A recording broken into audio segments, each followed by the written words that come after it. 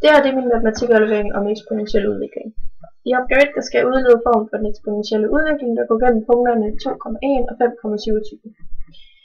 Her har jeg simpelthen den formen for eksponentiel udvikling, der hedder y lig a gange b i x'te. Så har jeg så de to punkter 2,1 og 5,27. Og dem har jeg så markeret ved, at vi kalder så 2 for x1, så y1, x2 og y2. Det har jeg også skrevet her. De to punkters ligning. De to punkter på hver deres ligning, som jeg vil bruge. Og den første hedder jo så 1 er lige med b gange a i anden. Og den næste hedder 27 er lige med b gange a i femte. Først vil jeg udregne a, og det gør jeg ved at skrive 27 divideret med 1 er lige med a i tredje. Så isolerer jeg a, og det gør jeg så ved at flytte potensen om på den anden side ligningstegn, så der kommer til at stå tredje rod af kvadratroden af 27 divideret med 1, og det giver så et resultat på 3, og det er så a. Så vil jeg så til at udregne b, og det gør jeg ved at tage punkterne, og så indsætte a også, og det der kommer der så til at stå 1 er lige med b gange 3 i anden, og videre så er det så b er lige med 1 divideret med 3 i anden, det giver så et resultat på 0,111. Og nu har vi så udregnet a og b, og det skal vi sådan set bare indsætte i den oprindelige form for eksponentiel udvikling, som er denne. Så kommer det til at stå y er lige med 0,1 gange 3 i x'te. Så skal vi til anden opgave, hvor jeg skal udlede formen for fremskrivningsfaktoren for den eksponentielle udvikling, der går igennem de generelle punkter. Og det var så her nu, at vi skal bruge x1, y1 og så x2 og y2. Så egentlig så forestiller jeg mig bare, at de her x og y'er egentlig bare er tal. Så vi gør fuldstændig det samme. Vi skriver de to ligninger op, og her der dividerer jeg dem.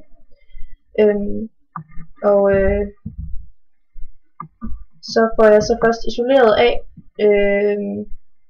og når jeg som før flytter potensen op på den anden side af ligningstegn, så kommer det til at stå x2 minus x1, det er jo så kvadratroden af y2 divideret med y1.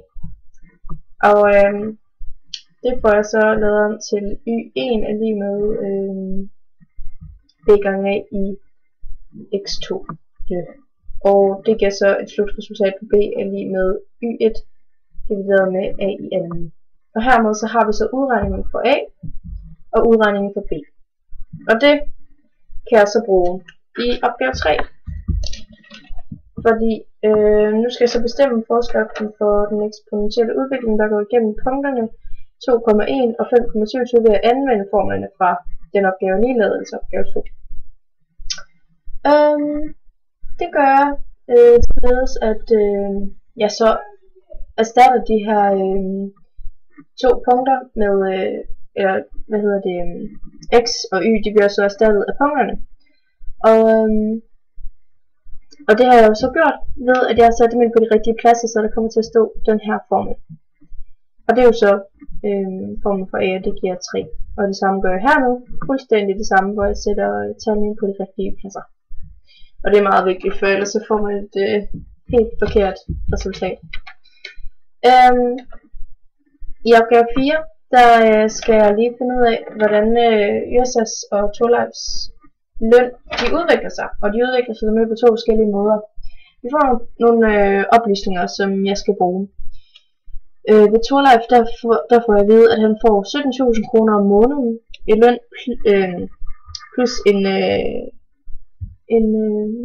et løntillæg på 1,15% om måneden. Og